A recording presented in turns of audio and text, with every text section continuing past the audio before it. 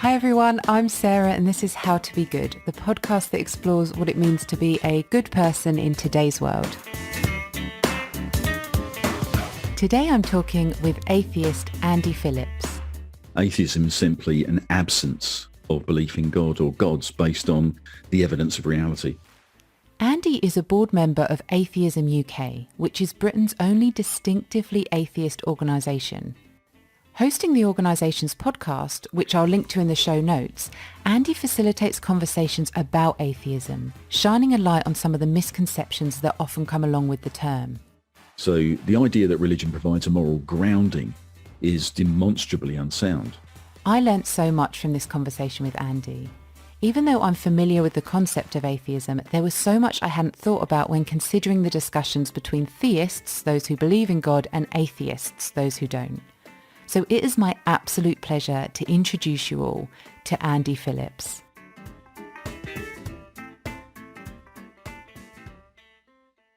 The thing to make clear is that an atheist has no dedicated worldview. We don't follow any leaders. We don't have a book of laws to follow. Atheism is simply an absence of belief in God or gods based on the evidence of reality, which by definition means being an atheist, you can have any political view, any philosophical or socially cultural worldview despite being an atheist. Atheist is a non-belief. So theists and religious apologists can willfully decide what you think, but we don't have a worldview. They often straw man us with an atheist position. So they'll say, well, atheists all believe in X. It's not true. Stating a specific worldview they can argue against is the straw man that we often get when we're talking to theist apologists. But atheists don't have a codified or constructed worldview. Having said that, there is a common trait of atheists. They are normally skeptical of extraordinary claims, such as whether a God exists, whether the earth is flat, UFOs abduct people, that sort of thing. So we're probably skeptical people. As Carl Sagan once said, extraordinary claims require extraordinary evidence. And there is no evidence for any supernatural force which created the universe and answers personal prayers. So these claims and assertions, none of these can be backed up with any evidence whatsoever. Only faith can do that. So a belief on what you've been told is what theists tend to go with. We're just a little bit more skeptical than that. So to answer your question, a lack of belief in the supernatural has no bearing on the philosophical worldview or viewpoint on things like good and evil or what makes people good. Hence, no code dictates what a good person is according to atheistic thought. With the atheist community, for example, would there be any common traits you think would come up that would make you all agree on what would make a bad person? Well, atheism and atheists really have no position on such things. And in reality, there is no atheist community. There are supportive communities that are atheist and may work towards certain goals or provide support to atheists who have been threatened or found because of their atheism have been ostracized from their families, their friends, work, or their social community. We've seen some pretty horrific things. I used to work with an atheist organisation, international atheist organisation, and some of the people who have come to us for help have literally just sort of moved out of atheism and their families ostracised them. There's some pretty appalling things that have happened to people who have come out of as atheists, and we just got to try and help people as much as we possibly can. I think Stephen Weinberg, who was a theoretical physicist and Nobel laureate in physics, who said that with or without religion, good people can behave well and bad people can do evil, but for good people to do evil, it takes religion. And it's mainly because of the way the indoctrination of religion colours the way they think. With religion, you can do evil even if you're a good person. Atheists are only atheists because of one thing, a lack of belief in God. Like most people on the planet, we instinctively know what's right and wrong and good and bad. But there, as I say, there is no worldview, there is no actual community as such. But as I say, there are communities who are atheists who do things, are activists, and they're the sort of people that will sort of shout about things that they think are wrong, which is exactly what we do in Atheism UK. We don't really sort of fight and fight and fight, but if we see something which is unjustified or is not just, then we will say something. We'll start to talk about it, maybe in our podcasts or on the website and things like that. And it does help people. What does it mean to you personally to be a good person? Personally, empathy is the key, I think. I mean, I'd like to say love and understanding, but, it sounds a bit tacky. But I think empathy, a world is a harsh place. When we talk about the concept of good, we often align that with morals or the philosophical concept of morals, which I have never been able to find in religious morality. When we're talking about things like blasphemy, which is a thought crime in the eyes of religion and can be harshly dealt with in lots of places around the world. I mean, even in the UK, we had blasphemy laws. We don't have them anymore. But you have also things like apostasy, which is a harsh punishment for someone for simply leaving a religion. Religious law which subjugates women, second-class citizens in a lot of holy books. Sanctioning of slavery in the Bible. I mean, it actually sanctions slavery in the Bible. And these are the things that we have looked at in our sort of 21st century eyes. And we look back at that and we look at it and we just think, this is absolutely wrong. I mean, also you've got things like divine reward and punishment indoctrinated into the young, such as heaven and hell. And we know by, talking to people who look at this, psychologists that look at this, the concept of hell stays with people. It really does make life a lot more difficult when you've got these psychological things that are going on in your head, which don't exist. And so the concept of hell, for instance, I've got a good friend of mine who is ex-Jehovah's Witness. And, we've had long talks about this concept of hell because even though he is now an atheist, he doesn't believe in God. The concept of end of world and hell are up in his head. They are things that play in his mind. And it's just through the indoctrination when he was a kid. And it's quite sad that we do this. I don't think people realize what they're doing to their children when they indoctrinate them into these religious cults. It can damage children for a very, very long time, especially when you get to the point where you get that conflict of, I suddenly don't believe in this. But you've got all these things in your head, and it really does damage people. The idea that religion provides a moral grounding is demonstrably unsound. My morals come from my upbringing and are based on a basic human instinct of what is right and wrong, coupled with communal well-being and human rights. That's where I get my morals from. So what does it mean personally to be a good person? Empathy is the biggest thing for me. And you mentioned there a bit about your upbringing.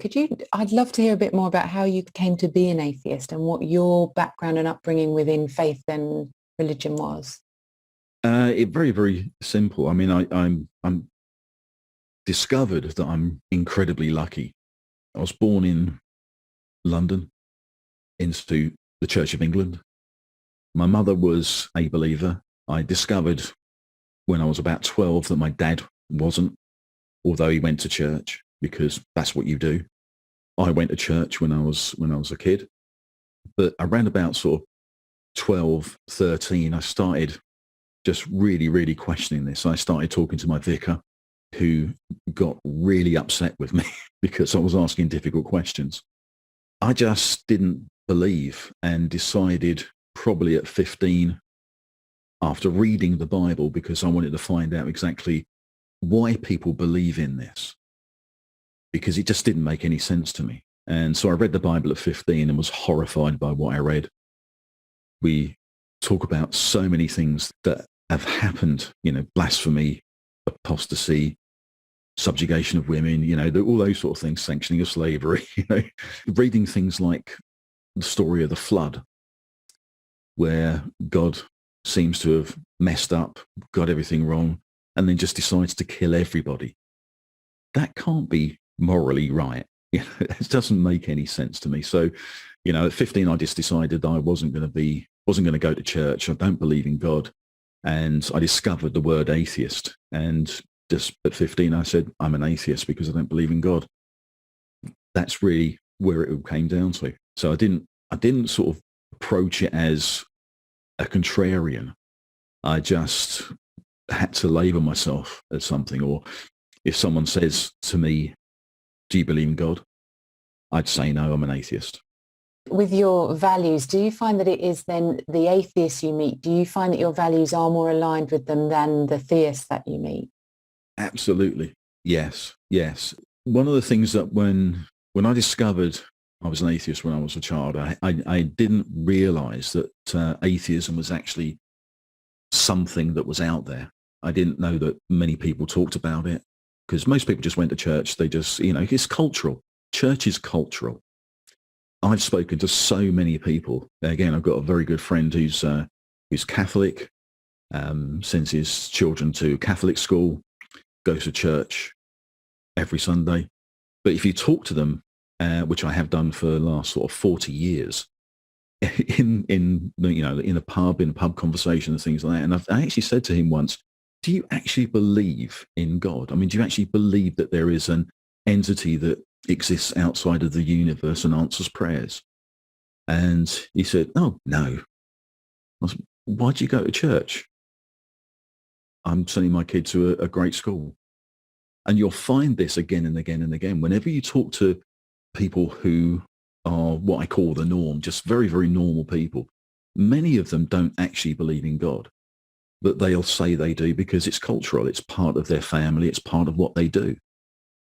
So, and I think that's incredibly interesting because, when you look at the numbers of people in the census, it's going up every year. Nuns, as they call them, goes up. That number goes up every year. People who don't believe in a God.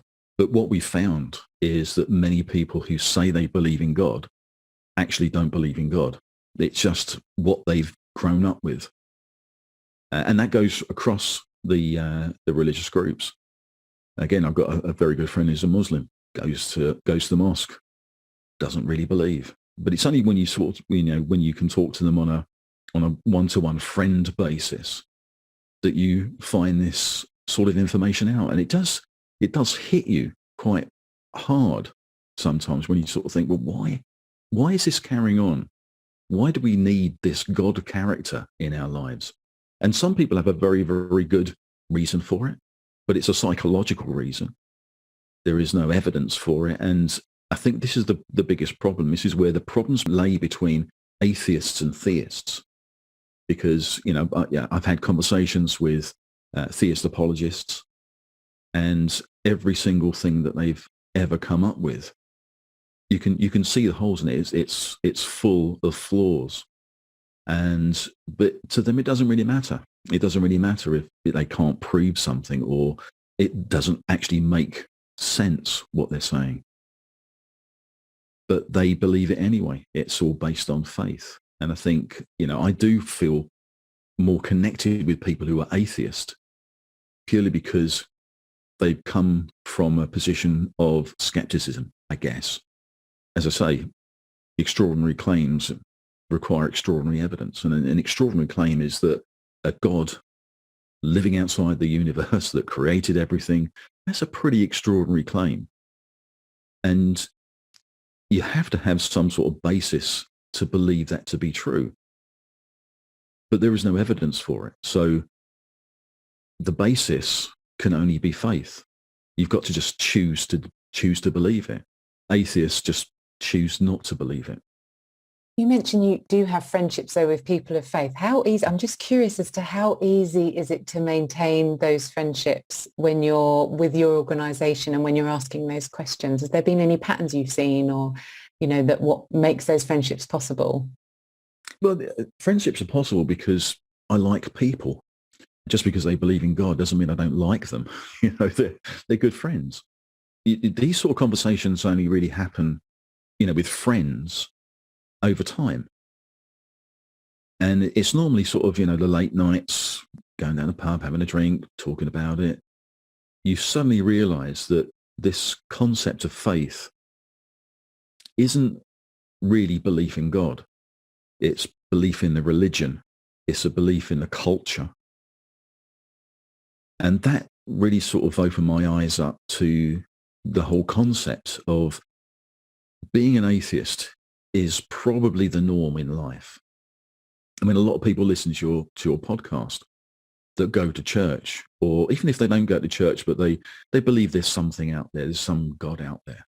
You'll find a lot of people who are listening to this who have no belief in God, but still go to church. They still do those things. They do the cultural norms around their society, but they don't really have a true belief, and they can't justify their belief.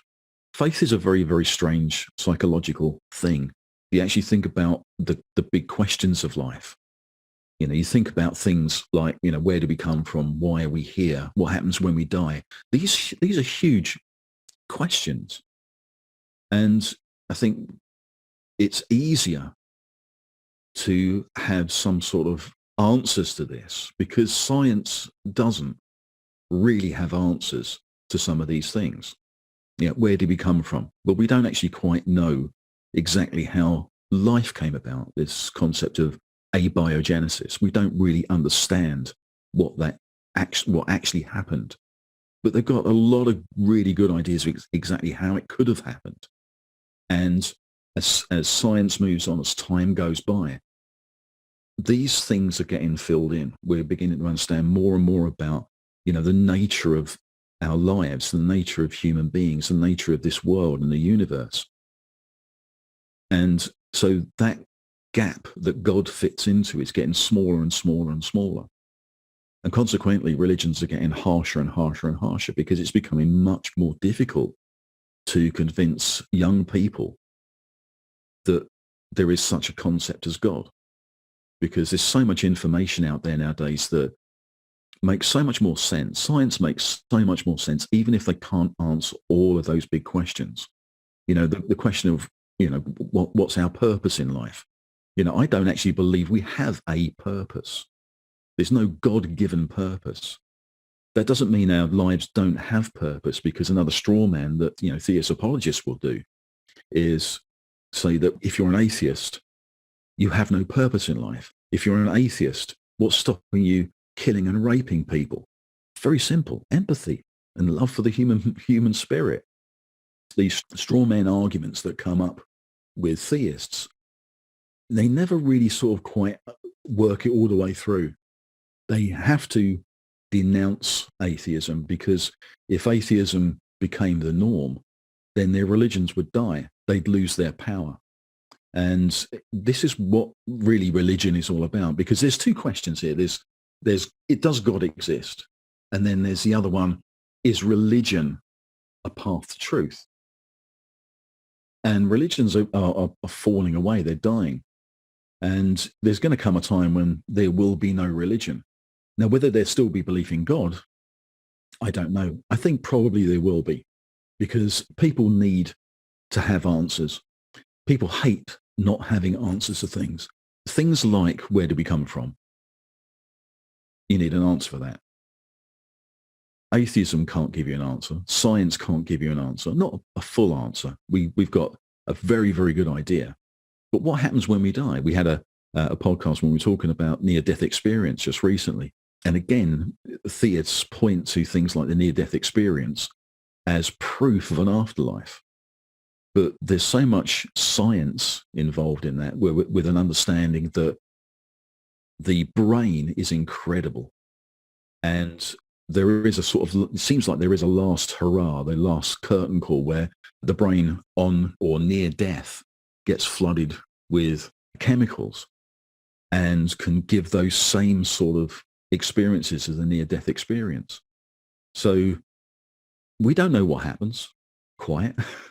But there's a lot of ideas and hypotheses about exactly what happens when people reach that point, you have to look at the way people who believe in God will look at that, because it's another thing that this could be a pointer. It could be a piece of proof.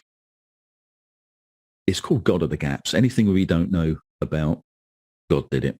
And that gap is getting smaller and smaller and smaller over time.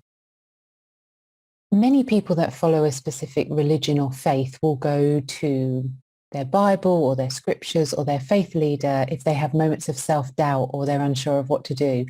Have you had moments of self-doubt in your journey? And can you just talk to us a bit about how that felt to you and where you go in those moments?